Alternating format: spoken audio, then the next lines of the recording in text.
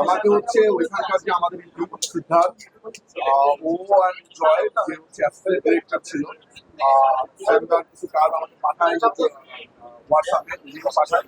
দেন আমি কাজগুলো দেখি, কথা হয়, কথা হওয়ার পরে সিভিক্সের সবার সাথে আমার ডিসকাশন হয় যে আসলে কি করতে চাই, আমি জানতে চাই। তো আমি বললাম যে আসলে আমার ক্যারেক্টারটা এই চাই আমি, এবার তুমি তোমার মতো করে দেখি করো, কোথাও যদি করতেছে মনে হয় যারা ভুল হয়েছে তাহলে আমি আসলে আমার মতো করবো না। তো দাদা ঠিকঠাক মতো করে তার মতো করে করে যাচ্ছিল। প্রথমে গাড়িতেই হয়েছিল, হ্যাঁ, আমরা এক গাড়ি করে যাচ্ছিলাম প্রথমে, আমরা যদি এখানে এবং দাদা একটু মন খারাপ ছিল যে আসলে চুপচাপ কোনো কথা নেই, আমার ডায়লগ নেই, আমি না পুরা জার্নিটা দেখতেছি।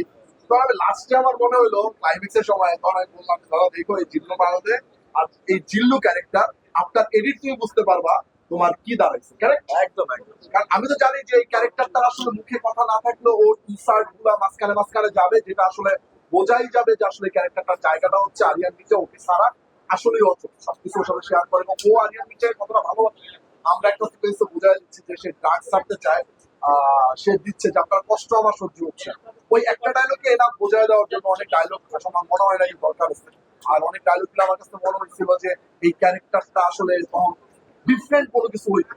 সো আমি আমার মতো করে এই ক্যারেক্টারটা যেভাবে ডিজাইন করছি, থ্যাংক ইউ সামদা, ওর মতো করে খুব ভালো করে গেছে, এভাবেই আছে।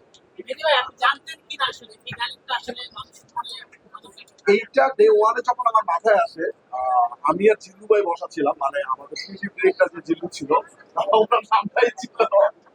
তো হুট করে যে মাসাব যখন গানটা পাঠায় আমাকে নিঃশ্বাস, এটা আমার সিনেমার প্রথম করা গান। কারণ আমি ক্লাইম্যাক্সটাকে খুব আপডেট ছিলাম, বিকজ অফ বাংলাদেশে অনেক দিন পর্যন্ত ক্লাইম্যাক্স হয় না, এটা আসলে শুনতেছিলাম যে ঠিকঠাক ক্লাইম্যাক্স হয় না। তো যে মাসাবে যখন আমি আমার ডিজাইন বোঝাই যে ওর ইনার ফিলিংস আমি কানে শুনতে চাই, তো আপনি এইভাবে আসলে গানটা লেখেন। জলে গানটা একটা গান হয় কি একবার দিল, একবারই তো আসলে আমরা লক করে ফেলি না, অনেকবার শুনি। যখন আমি শুনতেছি তোর মনে রাত 12টা 1টা শুনতেছি হুট করে মনে হলো যে গানটা অফ হয়ে যাবে, হুট করে হবে জিল্লু মালদে। উনি তো আসলে জিল্লুকে চায়, জিল্লু তো সবকিছু ক্যারি করে, জিল্লুকে দেয়।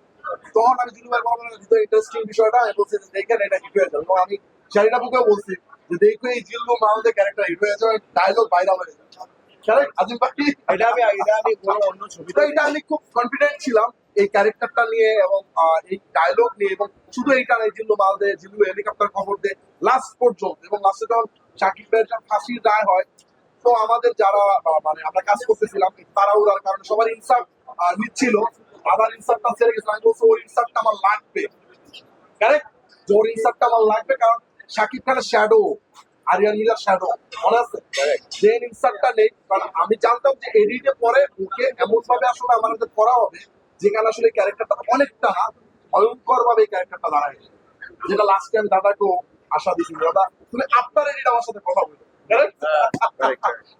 একটা করতে গেলে বুঝে না, সে ডায়লগ নাই, অনেক লোকজনের মাঝখান থেকে হচ্ছে, আমি কি করতেছি স্বাভাবিক ভাবে, কারণ ওর কাছে তো পুরো স্ক্রিন প্লেটা না, তো বুঝতেছে না যে আসলে কি হইতে যাচ্ছে। এটা তার কোনো ডিরেক্টরেরই বোঝার কথা যে আসলে কি এই সিনেমাটা বিষয় হচ্ছে আমরা সবসময় দেখি যে বলিউডে সবসময় ভাইরাস এবং বলিউডে ভাইরাস সবচেয়ে বেশি হয়। আপনি সিনেমা ফিল্ম মানে ভাইরাস হয়েছে, সেই পদ্ধতিতে বাংলাদেশে শুরু হয়েছে, যেটা আমাদের সিনেমা খুবই ক্ষতি করছে। এটার সঙ্গে আপনার কি বলবেন? খুবই খুব দুঃখজনক একটা ব্যাপার।